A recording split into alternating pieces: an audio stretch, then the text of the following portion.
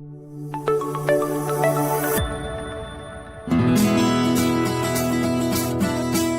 2007, a good friend of mine was making a lot of money, and he tells me at the time that he decided to buy 4 racehorses. He tells me one of the horses never ran a race in its life, but he paid $500,000 for the horse. I said, why would you pay $500,000 for a horse he never ran? He said his grandfather was Lemon Drop Kid, a famous racehorse that won a lot of races, so you have to pay for pedigree. Anyway, he named the horse after a hotel that he owned called Breakwater Edison. And sure enough, I'm keeping tabs because it's very interesting. He tells me the horse wins the first race, the second race, 4 races in a row, the horse wins. And now it's being ranked one of the important horses, and it's running in Saratoga, New York at the stakes race. And it's a big deal. He tells me if he wins this race, it's possible he'll be running in the Kentucky Derby.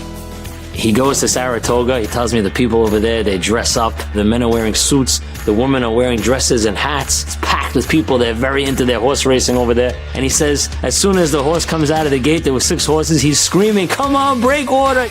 And he says his horse goes from 6th to 5th to 4th to 3rd, 2nd. And he says by the last turn, he's coming into first place. The place is cheering. He's screaming on top of his lungs. And the horse comes in first place. And he said it was the greatest experience. It was unbelievable. And then he tells me he gets a call from an Arab sheik. He tells him, your horse is ranked number 16 in the world. I'll pay you $5 million for the horse. And I look at my friend. I said, I'm sure you took it. You got 10 times on your money in less than a year. And he says, actually, I told him I want $6 million. Anyhow, a week later, I see my friend. I said, so what happened? Did the Arab sheik pay $6 million for the horse? And my friend puts his head down. I said, what happened? He says, you don't know. He was training a few days ago. He got spooked. He jumped. He broke his leg. And we had to put him to sleep. And the horse is worthless. There's no $5 million. There's no races. There's no Kentucky Derby. There's nothing. Breakwater Edison, Alav HaShalom, he's gone. And I was reminded of something that we know. When it comes to physical pleasure, it's fleeting. 1 minute it's here. The next minute it's gone. This guy was on top of the world. His horse is running. He got $5 million, and now he's got nothing. And it could be that Shemirat Naim is the sharpest application of this. A person's driving down the street, you go into the supermarket, you're in the airport, and you see something, or you're tempted to see something that you shouldn't look at. And if you look at it, and you think to yourself, what pleasure did I get from it? 10 seconds later, it's gone. I got nothing from it. 10 minutes later, 10 hours later, nothing from it. The only thing you're left with is the bill. The only thing you're left with is the feeling of, I shouldn't have done it. It's so dumb. Why did I look?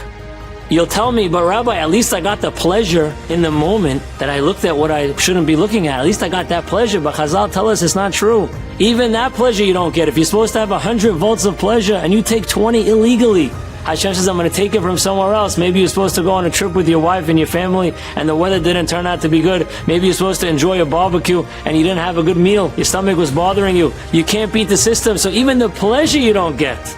So the next time we're tempted to see something that we're not supposed to see, let's remember Breakwater Edison. Let's remember that 1 minute he was on top of the world, he had $5 million. The next minute he was gone. And let's ask ourselves, is it really worth it?